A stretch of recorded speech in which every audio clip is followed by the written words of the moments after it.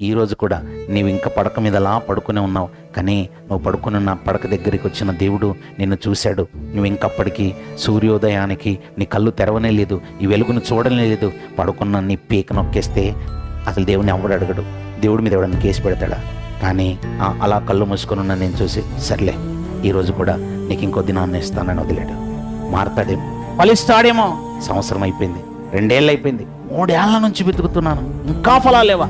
నీ జీవితంలో అయితే 30 ఏళ్ళుగా వెతుకుతున్నాడు, నీ జీవితంలో అయితే 60 ఏళ్ళుగా వెతుకుతున్నాడు. మీకు అర్థమవుతుంది, మీకు గుండె నొప్పి వచ్చిందంటే మీరు చావడానికి సిద్ధపడుతున్నారని, బ్రెయిన్ స్ట్రోక్ వచ్చిందా అయితే మీరు చావడానికి దగ్గరగా ఉన్నారని, లేని రోగాలని తెలిసిపోతున్నాయి, నీకు అర్థమవుతున్నా. అంటే ఇవన్నీ సిగ్నల్స్ కదా, ఇండికేషన్స్ కదా. నీ జీవితంలో అలారం మోగినట్టు మోగుతున్నా, నువ్వు ఇంకా అర్థం చేసుకోవట్లేదు కదా. దేవుడు అంటున్నాడు, అట్లీస్ట్ ఈ రోజైనా మారిపో, అట్లీస్ట్ ఈ రోజైనా నీ జీవితాన్ని మార్పు చెందుకని.